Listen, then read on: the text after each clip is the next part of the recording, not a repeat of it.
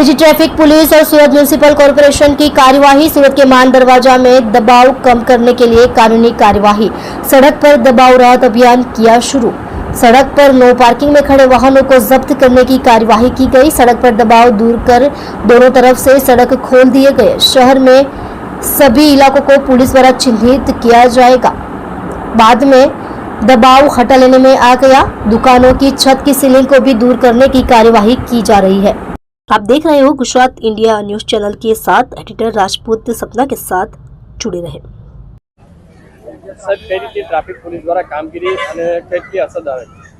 આપ સૌ જાણો છો કે માનનીય પોલીસ કમિશનર શ્રી અનુપમસિંહ ગેહલોત સાહેબ તેમજ અમારા ટ્રાફિકના જેસીપી ચૌધરી સાહેબ અને ડીસીપી વાનાણી મેડમની સીધી સૂચના અને માર્ગદર્શન હેઠળ અમે ટ્રાફિકની સમસ્યાઓ ઓછી થાય, નાગરિકોને ઓછામાં ઓછી તકલીફ પડે એના માટે ઘણા સમયથી ડ્રાઈવ ઝુંબેશો અલગ અલગ ચલાવી રહ્યા છે, જેમાં સીપી સાહેબ તરફથી રોડ પરના ખાસ કરીને જે અડચણરૂપ દબાણો હોય કે વેહિકલ જૂના હોય, ભંગાર પડ્યા હોય એને હટાવવાથી જે નાગરિકો વાહન ચાલકો છે એમને એક સ્મૂથ રોડ મળે અને એ લોકો જ્યાં જવા માંગતા હોય ત્યાં સારી રીતે જઈ શકે એના માટે ઘણા દિવસથી પ્રયત્નો હાથ ધરવામાં હતા।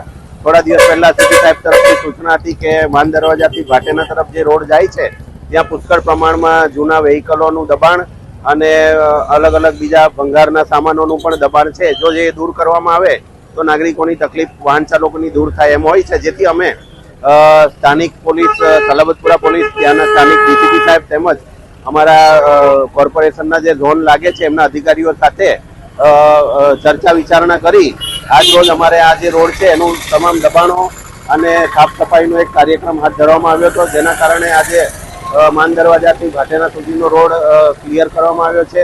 જે વાહનો અમારે ટોઈંગ કરવાની જરૂરત લાગી છે એને અમે ટોઈંગ કર્યા છે અને હવે અમે આરોગ્યના ટીમની રાહ જોઈ રહ્યા છે, જે એ લોકો આવીને સફાઈ કરે અને રોડની જે ટીમ આવે તો રોડ એક ફિનિશિંગ થઈ જાય તો કમ્પ્લીટલી એક નવો રોડ મળી જાય એમ છે અને વાહન વ્યવહાર રાબેતે મુજબ ચાલે એમ છે। છતાં પણ ટ્રાફિક અડચણરૂપ થાય તો કઈ રીતે કાર્યવાહી?